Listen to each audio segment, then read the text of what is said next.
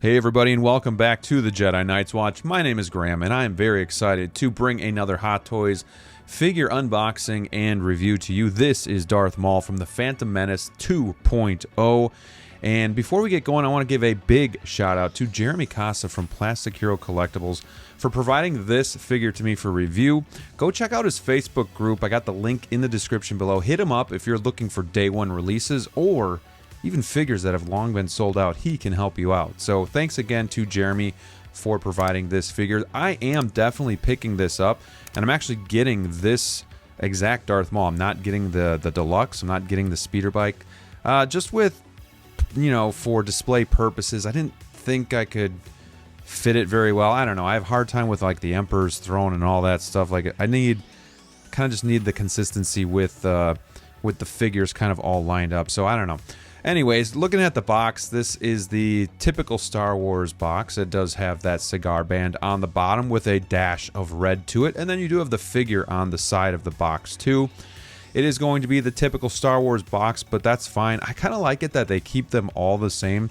Just builds consistency, and then when you see the boxes, I don't know, they're just a little bit more recognizable. So nonetheless, once we get this thing on the table, you get a better look at the box, and again, you do have that cigar band there on the bottom. You got the figure on the side there, and this is going to be the special edition that does come with the coin. So I'll give you guys a look at that too.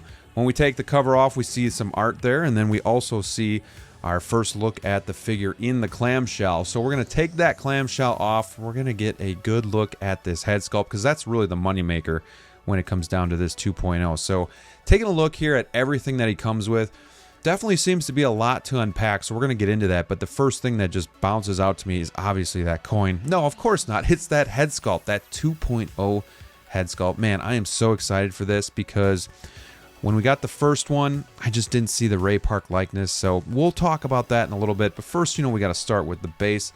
And if you've watched this channel for a while, you know I do not like this style base. It does come with a dynamic pull and waist grabber, and you don't have to worry about it damaging the suit because it is fabric. But the shape of this base, and I get it, you got the speeder, so even though this isn't the deluxe, don't give me this base. But even with the speeder, like, you have like Iron Man and War Machine figures that have smaller bases than this. So I don't know, it's got two holes there, one for the speeder and then one for the dynamic pull, which again you don't need, so it just comes across a little bit lazy to me. So I have a base from Display Heroes, so go check him out on Etsy if you want some really cool premium custom displays. So much smaller, so much nicer. It's like the Death Star floor, just, you know, some sort of flooring. It's got a nice engraved plate on the front as well. That's what I'm going to use, and you just see the size comparison. It's so much smaller. Like, this just, most of us are cramming figures next to each other. We don't have the room to be having these big ass bases, but I digress. You guys have heard me say that before. Let's take a look at this coin. It's actually pretty heavy. It feels really nice in hand. Looks really premium as well. Not something that I care about. I just don't need to collect coins. I'm collecting 6 scale figures, but it is a cool add-on. I just don't really know what I'm going to do with it. So we got sabers here. We got the USB-C sabers. I'm not even going to take those out because I just don't use those. But here's the junction box that you can have all of these wires hooking up to, and then it kind of just goes on the back of the figure, or you can peg it to the stand. Let's take a look at the normal saber though. Again, this is a lot of stuff that we've kind of seen before, so not much new to the figure, honestly. We're really just going to be focusing on this head sculpt and if it's you know, worth 2.0. But this comes apart, and you can peg it into if you want to have 2 separate blades. You know, it's a nice feature there. Again, you do have the other the wired blades as well, or the hilts, I should say. Here are the blades. They're very saturated with a nice red color. They look great. At least if you don't turn them on, like, at least they somewhat look like a saber. But I do wish the blades actually didn't like narrow towards the end, because lightsabers don't do that. But again, I'm just in a nitpicky mood here. Let's take a look at some of the gloves. We have nice gloved hands. Again, we've kind of seen this stuff before, but it's good to see that, hey, they didn't take a step back at least, right? So got all these left hands, all these right hands. We'll take a look at one more. We have like the lightsaber gripping hand. Again, done very nice. Got a nice shine to it as well.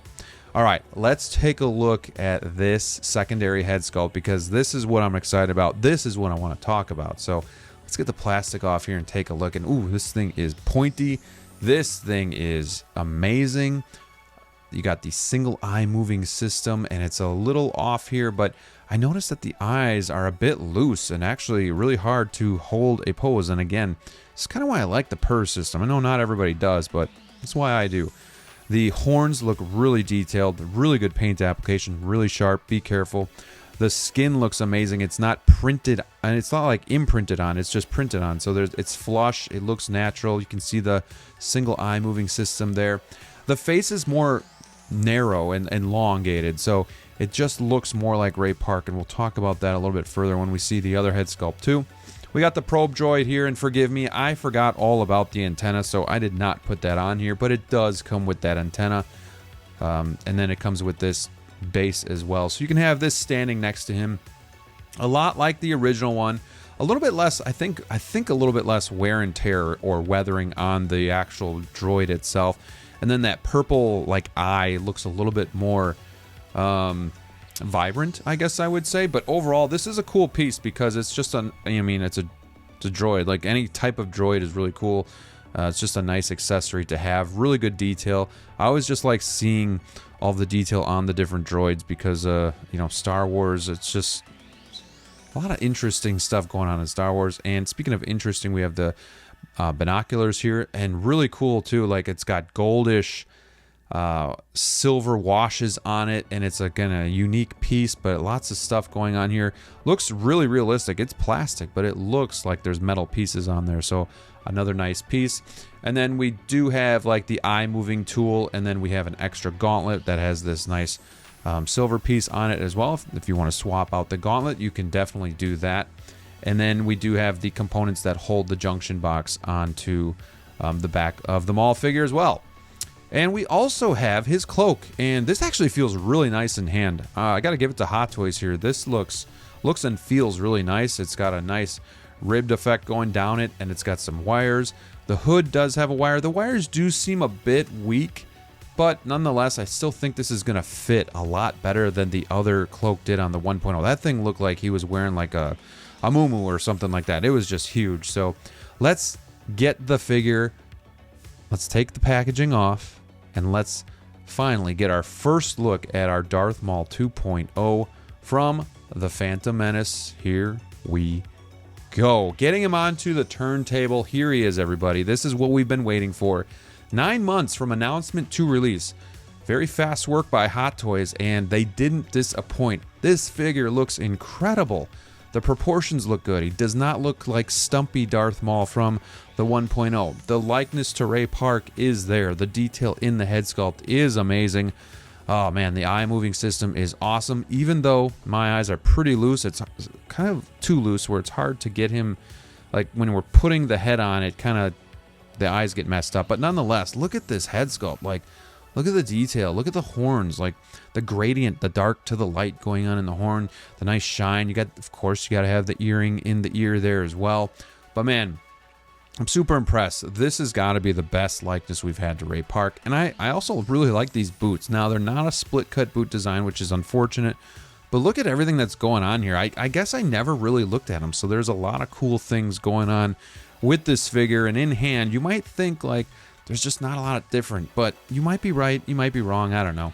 I guess that's subjective. But let's take a look here. Let's get a little bit closer at this neutral head sculpt. Again, this is going to be like printed on instead of like that imprint. You had like a, there's like an imprint, I guess. Yeah, that it just wasn't accurate. The color is a little bit different as well. And forgive me for being a little out of focus here, but I hope you can still see just how awesome this head sculpt is, even from the side profile. He looks really good. Again, look at the proportions. Like he just doesn't look stumpy. Like the proportions look really nice. The outfit is done really nice. And again, it's a little bit more simplified of a figure. And really where the main event is, it's going to be that head sculpt, but still, it's really nice. I don't know if this is pleather or not. I couldn't tell. Just something to keep an eye on. But everything else is going to be fabric for the most part. And then you have the wires going on all over here too. So you can get him some really cool action poses. Again, I really like the boots. Maybe I've never really spent too much time taking a look at them, but they're actually pretty impressive. There's a little bit of movement, but I do wish there was a split cut boot design. And then of course you do have some extra detail there on the bottom of the foot. But man, I can't get over this. I'm excited. Like, Could this make me get more into prequel figures? Probably not, but I gotta have Darth Maul, so I'm super excited to get this guy in hand. The posing looks like it's gonna be a breeze. You're gonna be able to do dynamic poses. It's always nice with this figure because you don't have to worry about the suit or the outfit, deteriorate or anything like that. One drawback, though, is that we lost the magnetic head sculpt, so they're going with this new style of connection here for Hot Toys. It goes on pretty easily, actually. I've had trouble with this in the past, but being that the eyes are loose, and then putting it back on the joint, it seems to kind of mess up the eyes, if you move it, even slightly. So here we're just going to take a look at the head sculpt where we move the eyes, so you kind of just see like different looks you can get out of your Maul. Like I always like putting the eyes to the side just because it gives them a little bit extra oomph to the figure, just brings them to life just a little bit more. So here you can kind of get a look at what it looks like, just kind of moving the eyes off to the side and then tilting that head down. And then we can also just take a look at the other head sculpt too. So putting because we haven't done that yet, we can put the angry head sculpt on the figure too, so you guys can get a look at that. And we're just going to keep the eyes centered but tip them up a little bit, and then there you go, you got the angry Maul. I think the teeth look good. There's just so much detail in this head sculpt. I'm so glad that they revamped this figure. He definitely did need a 2.0. So in my eyes, this is very much welcome 2.0 figure. So let's put the cloak on him as well. This is another drawback. I think it fits a lot better than the 1.0, but the hood still suffers because you have the spikes, so it wants to push up automatically. It would have been nice if there was some weight to the bottom of the hood so it would just pull it down a little bit more. So you really do have to futz with it. But this is kind of the best I can get. It doesn't look bad, but I don't think it looks as good as it could.